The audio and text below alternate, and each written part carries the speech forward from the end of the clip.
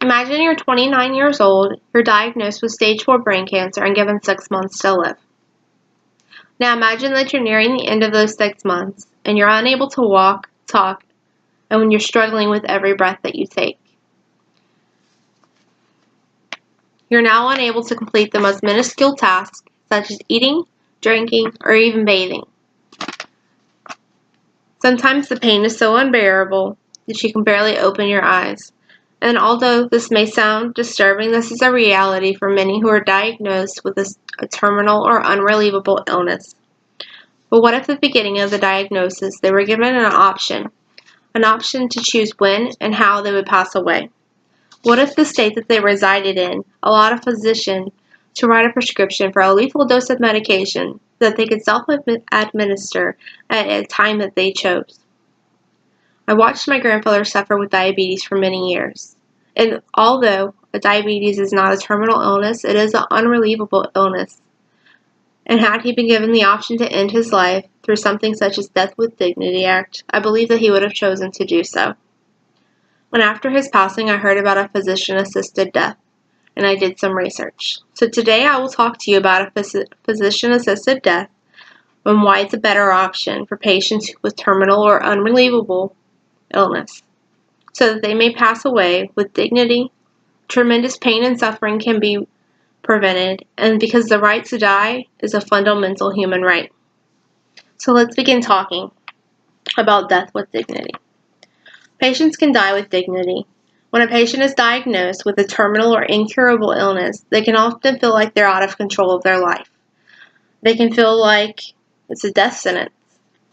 Death with dignity is an end-of-life option that allows certain terminally ill patients to seek the help of a physician to voluntarily and legally request a prescription medication to hasten the death of themselves peacefully, humanely, and in a dignified manner. Dying patients can often lose the ability to care for themselves. With around-the-clock constant need for help, the person can often feel like a burden to their family and friends. In a Frontline interview, Craig Ewer, a sufferer of ALS, stated, "If I go through with it, I die. If I don't go through with it, my choice is to essentially suffer, inflict suffering on my family, and then die." Also, terminal and curable patients are often not sedated at the end of their life. The quality of life often becomes a hollow shell of what it formerly was, with no hope of improvement. When a person decides that they have had enough, a physician-assisted death would allow them to go peacefully, surrounded by the ones that they love. This was a reality for Brittany Maynard. At 29, she was diagnosed with stage 4 brain cancer, astrocytoma. Brittany and her family took advantage of Oregon's Death with Dignity Act and relocated there from San Francisco.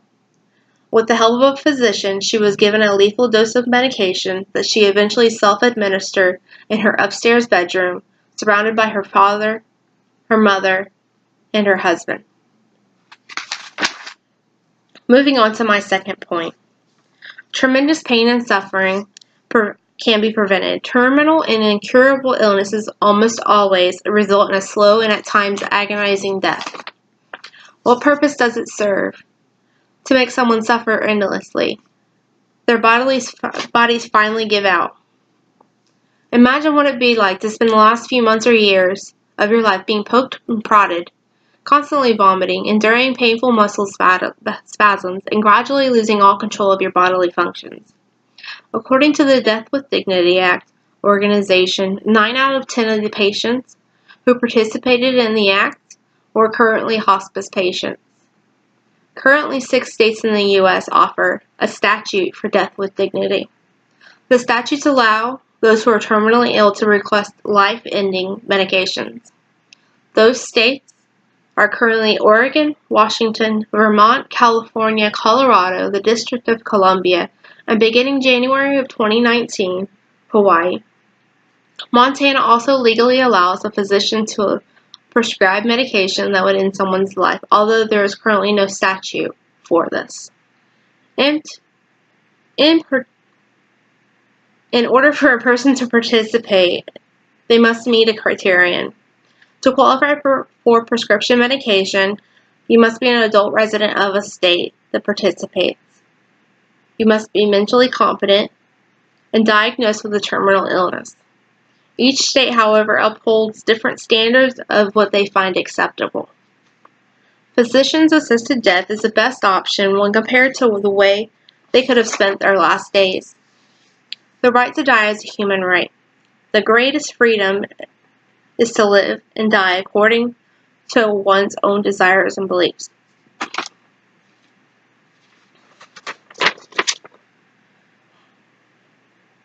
David Goodall is an example of the right.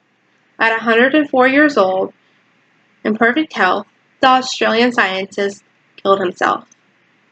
Mr. Goodall stated in an interview to the New York Times, "I no longer want to continue life. I'm happy to have the chance tomorrow to end it."